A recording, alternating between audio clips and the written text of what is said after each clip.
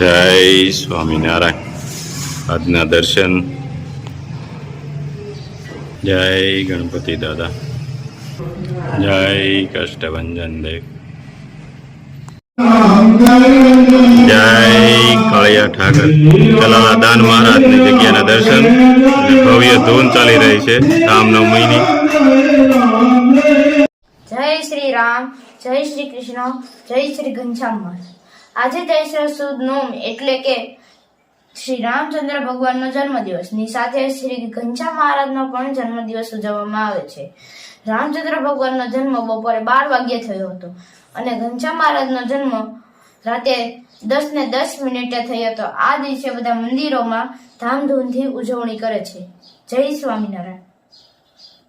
જો રામનવમી છે આજે, તો બધા માટે શીરો તૈયાર કર્યો છે. હજી શક્કરિયાને બાફીને તૈયાર કરી દીધા છે. હવે આપણે એનો શીરો બનાવીશું. અને બા અહીંયા બા બટેટાને છાલ ઉખેડે છે, પછી આપણે સૂકી ભાજી બનાવવાની છે ને. સૂકી ભાજી, ખીર તો પેલા સાબુદાણા ગાંઠિયો હોતા હોઈશું. હા, હાલ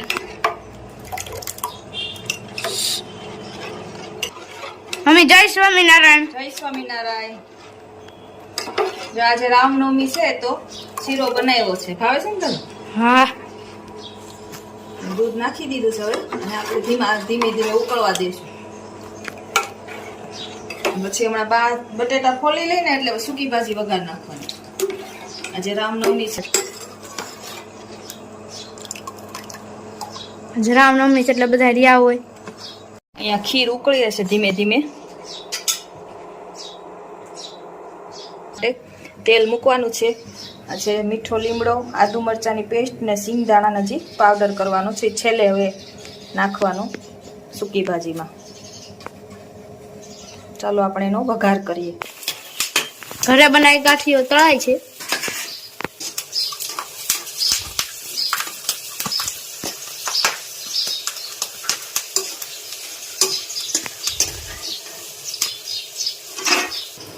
સૂકી ભાજીનો વઘાર થઈ રહ્યો છે.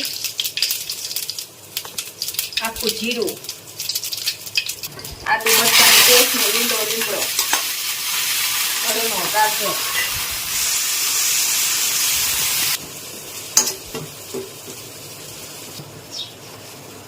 બટાકા નાખાશે.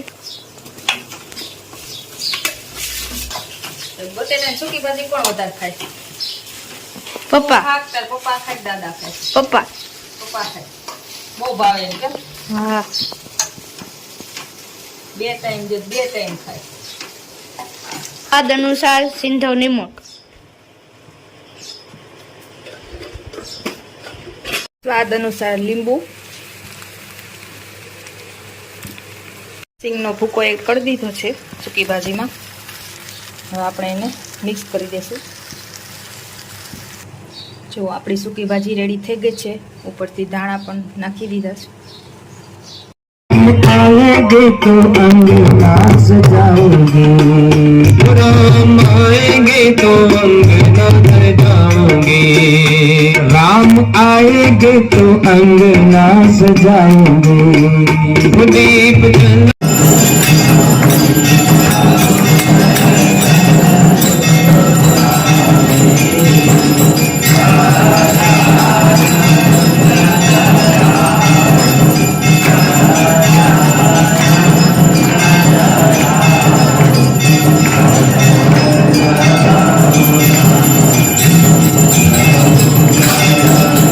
જય સ્વામિનારાયણ.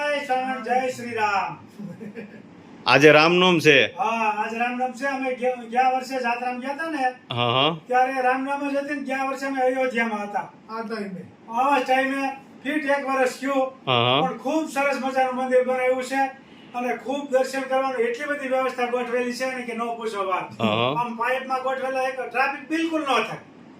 એકદમ દર્શન, કદાચ લાખોની સંખ્યામાં માણસો આવે ને તો દર્શન બધા બહુ ફર્સ્ટ ક્લાસ થાય એવી રીતનું ગોઠવેલું છે. ખૂબ સરસ મજાનું ભવ્ય મંદિર છે ને. હા, મંદિર એમ છે. પણ ત્યાં જવું જરૂરી છે દર્શન કરવા. અમે તો નથી ગયા એમ, પણ તમે ગયા હતા એટલે મેં ભાઈ ત્યાં તો જવું જ જોઈએ દર્શન કરવા. બહુ સરસ મજાનું મંદિર બન્યું છે.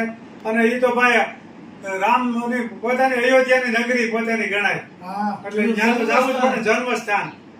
અને એ બહુ મંદિર એટલું બધું ફર્સ્ટ ક્લાસ બન્યું છે કે એની ન પૂછો વાત. અને એ તો ભગવાનની દયા છે તો હા. અમે જાવું અને દુનિયાના માણસો અહીંયા આવે છે હો દર્શન કરવા.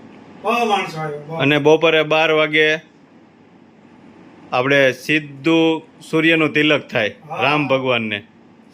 મૂર્તિ એટલી બધી ફર્સ્ટ ક્લાસ છે ને સૂર્યનારાયણના રામચંદ્ર કિરણ પડે ભગવાનની. અને સીધું જ એના તિલક કિરણ થાય સીધું. તિલક થાય. બપોરે 12 વાગે દરરોજ. ખૂબ સરસ મજાનું ગોઠવેલું છે. અને મંદિર બનાવવાવાળાને ધન્યવાદ. ધન્યવાદ કહેવાય ને કે સીધી મૂર્તિ ઉપર તિલક થાય એટલે. અને જગ્યા એ બહુ મોટી. હા જગ્યા બહુ ફર્સ્ટ ક્લાસ. એટલે મંદિર ભલે કદાચ ટાઈમ જ્યારે મળે ત્યારે અયોધ્યા જઈ આવજો દર્શન કરવા માટે. ના, ના. ખૂબ સરસ મજાનું મંદિર બન્યું છે. અને એ તો ભાઈ રામ ભગવાનની જન્મભૂમિ છે. ત્યાં તો ગયા વગર આપણે કેમ હાલે? હા આપણે તો દરરોજ ભગવાનનું નામ લેતા હોય, રામને યાદ કરતા હોય, પૂજા કરવા બેસી ત્યારે, હા. અથવા તો ગમે ત્યારે મહેમાન આવ્યા તો રામ રામ ત્યાંથી શરૂ થાય. હા એટલે એ તો આપણે 24 કલાક મુખમાં જ એનું નામ હોય. હા હા. એટલે એ કોઈથી ભૂલાય નહીં. હા. જય સિયારામ, જય સ્વામિનારાયણ. ધાણા જીરું,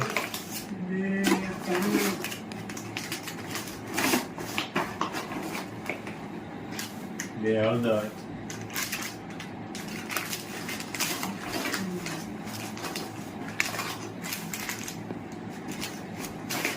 બે મરચું,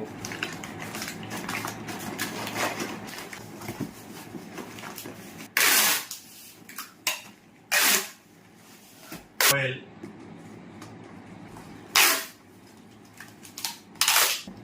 1 litre hair oil, 1 litre shampoo, કેસુડાના સાબુ, 3 Neem Tulsi, 1 litre shampoo,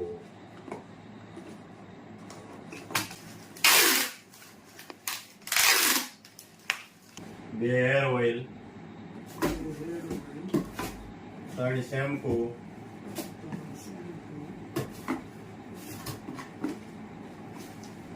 10 Neem Tulsi,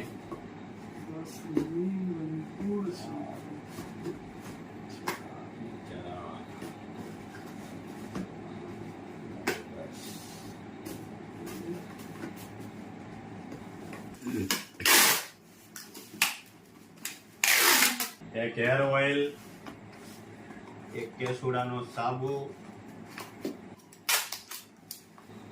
1 hair oil, 6 કેસુડાના સાબુ,